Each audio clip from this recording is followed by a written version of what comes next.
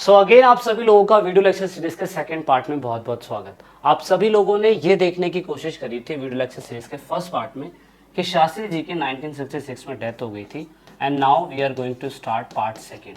Part second में हम ये जानने वाले हैं कि एक साल का टाइम पीरियड है।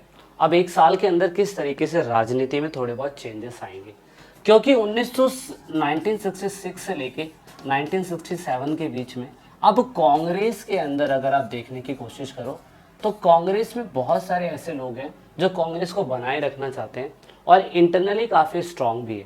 तो ऐसे में यहाँ पे आप कह सकते हो कि एक तो नॉर्मल मेंबर्स होते हैं जो कांग्रेस को चला रहे होते हैं, नॉर्मल मेंबर्स जिन्हें आप नॉर्मल एमपी कह सकते हो।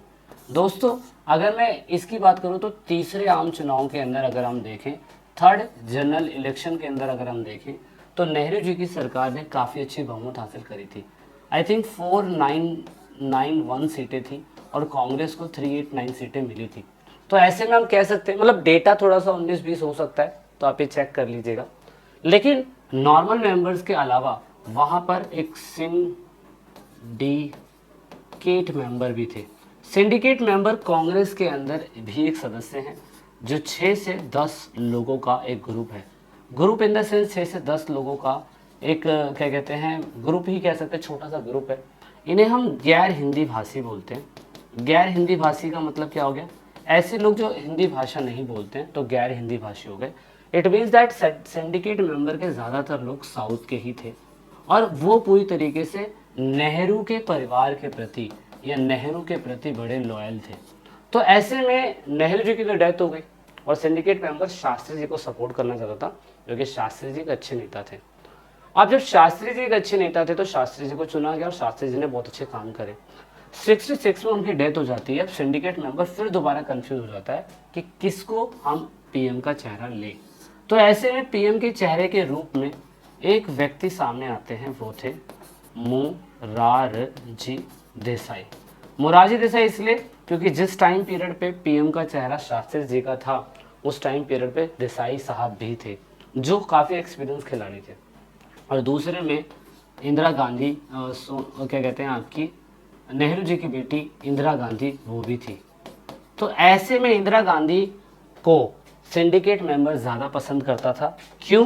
क्योंकि वो नेहरू के प्रति लॉयल था तो नेहरू जी के परिवार के बारे में सोचेगा। और दूसरा, सिंडिकेट को पता था कि मोरारजी देसाई जी बड़े ही एक्सपीरियंस खिलाड़ी हैं, बहुत पुराने चावल आप कह सकते हैं इन्हें, बहुत ही एक्सपीरियंस खिलाड़ी हैं जो सिंडिकेट मेंबर की नहीं सुनेंगे अगर वो पीएम बन जाते हैं। तो ऐसे में अगेन इंटरनली इलेक्शन होता है। इंटरनल इलेक्शन होने के बावजूद सिंडिकेट मेंबर कहता है कि कांग्रेस को डिसाइड करना चाहिए।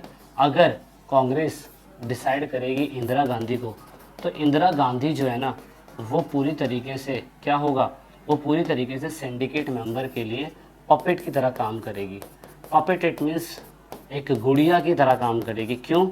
क्योंकि सिंडिकेट मेंबर एक्सपीरियंस खिलाड़ी हैं, बुजुर्ग लोग हैं और वो तो अभी जीते हुए लोग हैं।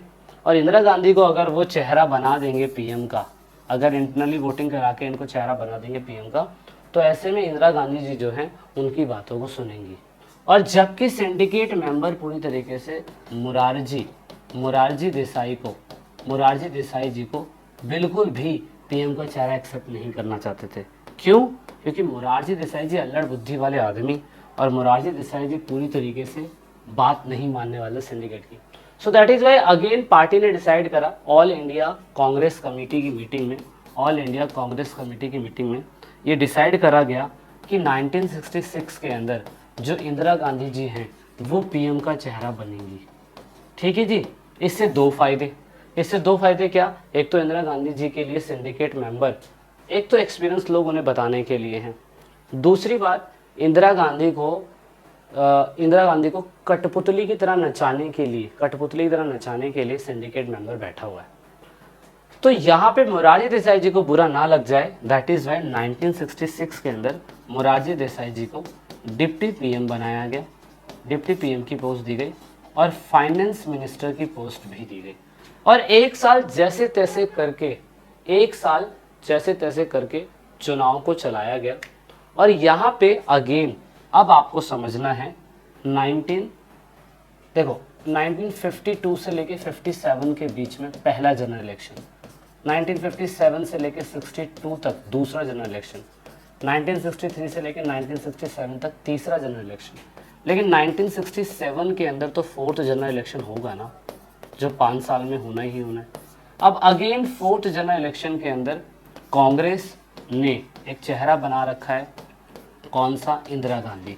अब भाई इंदिरा गांधी जी पीएम थी पहले 66 के अंदर, वो तो पार्टी ने डिसाइड करा था, लेकिन अब तो ऑफिशियल इलेक्शन होंगे ना, ऑफिशियल इलेक्शन होंगे तो इंदिरा गांधी जी इलेक्शन लड़ेंगी, और इंदिरा गांधी जी इलेक्शन लड़ेंगी तो भाई सिंडिकेट मेंबर भी तो इलेक्शन लड़ेगा अपने अपने इलाके के अंदर, और सिंडिकेट मेंबर वही है जिसने इंदिरा गांधी को 1966 के अंदर पीएम का चेहरा बनवा दिया था। अब इससे इलेक्शन के अंदर क्या प्रभाव पड़ेगा वो जानते हैं। देखिए, अब इलेक्शन होता है, इलेक्शन का रिजल्ट कुछ ये निकल के आता है। इलेक्शन के अंदर 520 सीटों में से 283 सीटें, यहाँ पे लिखा हुआ है फोर्थ जनरल इलेक्शन, 520 सीटें थी, और थर्ड जनरल इलेक्शन में मैंने डेटा गलत लिखा हुआ था, 499 सीटों में से 361 सीटें नेहरू जी को मिली थी। लेकिन फोर्थ जनरल इलेक्शन के अंदर 520 सीटों में से 283 सीटें मिली।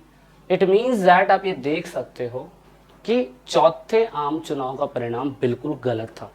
अच्छा, एक और चीज सबसे ज्यादा इंपॉर्टेंट है आपको जो जाननी है कि चौथे जनरल इलेक्शन में 520 सीटों में से 283 सीटें कांग्रेस लेके आई।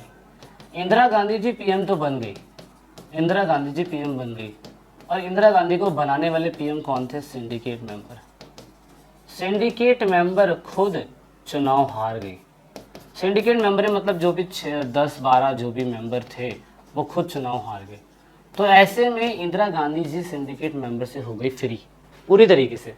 लेकिन इंदिरा गांधी जी के ऊपर एक लांछन लग गया कि इंदिरा गांधी जी पूरी तरीके से जो चौथा मतलब जो पीएम बनी है इंदिरा गांधी जी, सिंडिकेट के कहने पे तो बनी है, लेकिन 1966 के अंदर उनको बहुत तेजी से आप कह सकते हो ये बोला गया कि भाई आपने 2/3 मेजोरिटी जीती तो है, लेकिन सिंडिकेट मेंबर के सपोर्ट से। अब यहाँ पे believe that she may depend on a senior leader due to her administrative and politics inexperience. Desai was strict ruler, इसलिए उन्होंने नहीं चुना। Loyalty towards the Nehru family, syndicate member की लॉयल्टी सिंडिकेट मेंबर की नेहरू की फैमिली के प्रति थी। लेकिन जो 1967 का वर्डिक्ट सामने आया ना, बहुत बुरा आया। ऐसे में इंदिरा गांधी के ऊपर बोला गया कि इंदिरा गांधी जी क्या हैं। देखिए मैं आपको बता देता हूँ, ये इंदिरा गांधी को बोला गया कि वो अनुभवी नेता नहीं है, ठीक है, अनुभवहीन है, और कांग्रेस के अंदर इंदिरा गांधी के आने के बावजूद गुटबाजी चालू हुई। अब यहाँ से सिंडिकेट मेंबर चुनाव हार गया है, इंदिरा गांधी जी क्या करेंगी? मिलते हैं नेक्स्ट क्लास में, बात करते हैं, देखते हैं क्या होता है, ठीक है। मिलते हैं नेक्स्ट क्लास में, थर्ड पार्ट में। जय हिंद, जय भारत, वंदे मातरम।